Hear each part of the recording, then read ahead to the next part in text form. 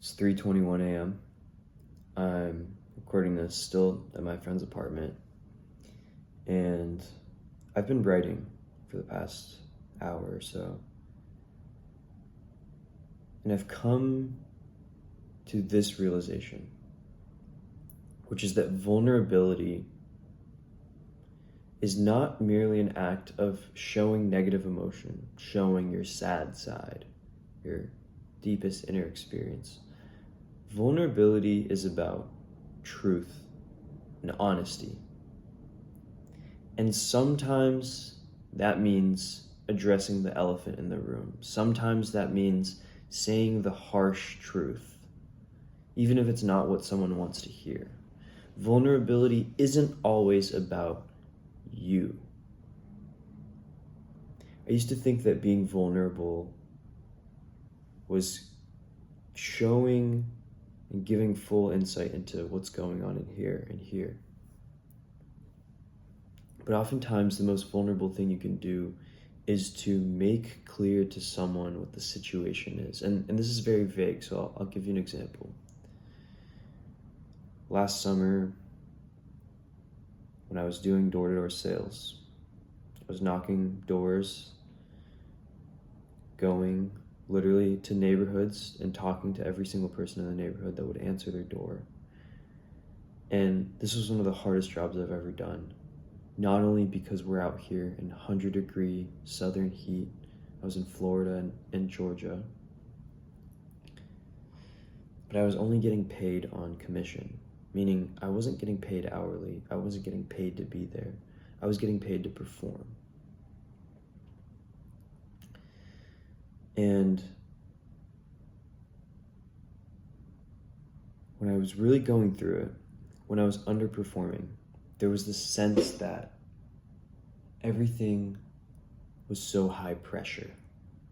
There would be days where I wouldn't get a single sale and I would go home and I would just be devastated. I would feel like a piece of shit, like I'm worthless. Like, what am I even doing here? I'm wasting my time. I'm wasting my damn time.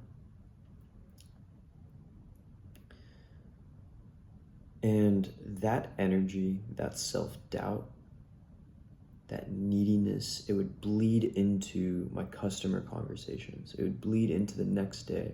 So that the next day, I went in with this negative energy, this negative self-belief, and the customers could smell that, like sharks in bloody water. We as humans are such evolved social creatures that we can smell neediness from miles away. It's in our micro expressions, it's in our micro tonalities, and all these little things that we do.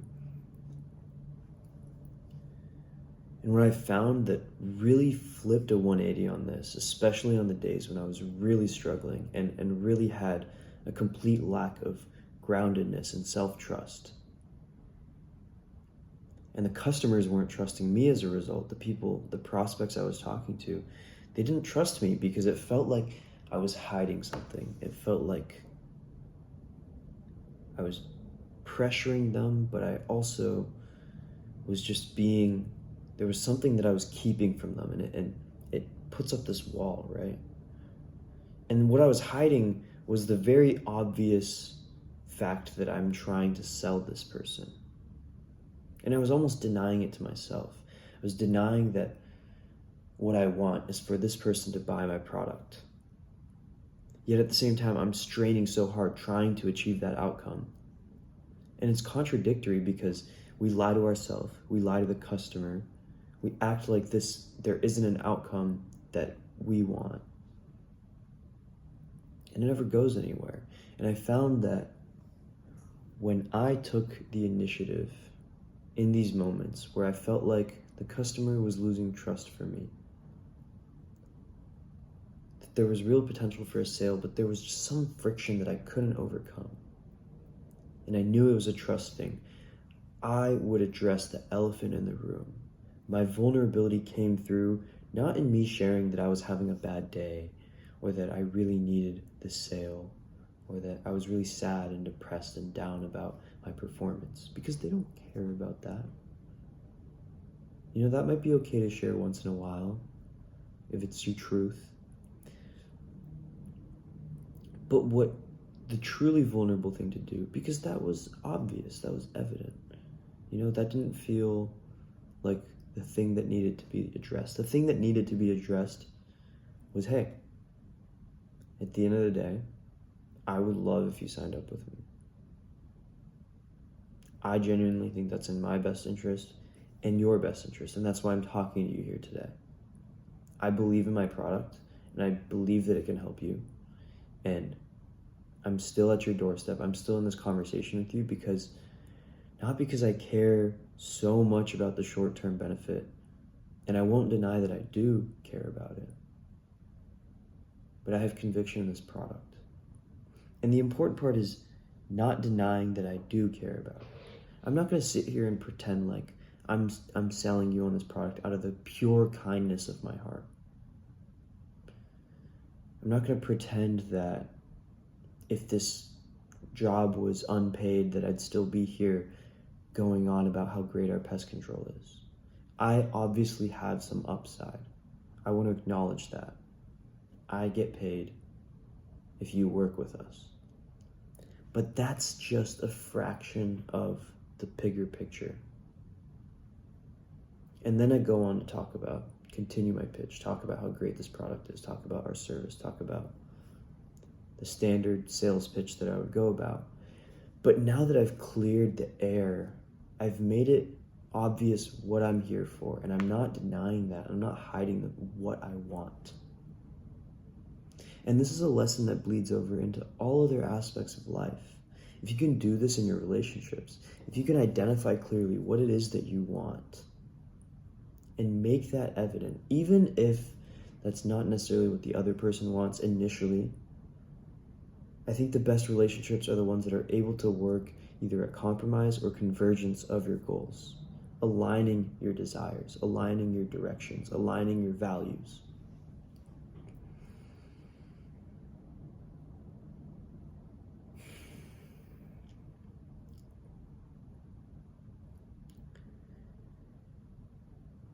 Because if you hide what you want, if you hide those desires, if you hide those intentions, even if they're good intentions, other people can see that. And they won't trust you until you take that step to be truly vulnerable.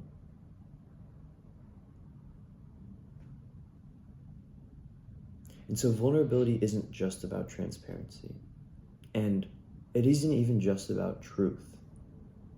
It isn't necessarily primarily about either of these things. They both matter, but what really matters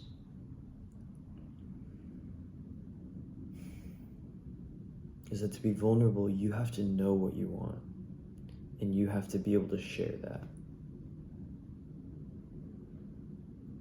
in the most authentic and detached way. In fact, the whole project of being able to express what you want, that in itself is an act of courage. And that will earn people's trust, not just in business, but in your relationships, in dating, in your friendships, in your family, in your work life. If you can more effectively and quickly, in quick bursts, update people on where you're at, go back and forth, exchange micro information as much as macro information, continue developing a rapport, that back and forth, that flow, interchange, exchange, trading of energy,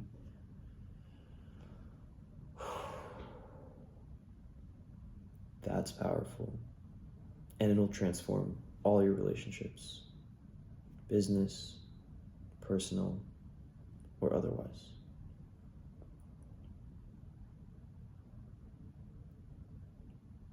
I had to go guru mode today, share a little bit of wisdom, life experience. I had a pretty rough day today and spent a lot of time reflecting and learning. And this is just information that I wish I had, information that I'm continuing, wisdom that I'm continuing to remind myself of and take into the future. But with all that said, coming up on 10 minutes, I appreciate you watching, and I will see you tomorrow. Peace.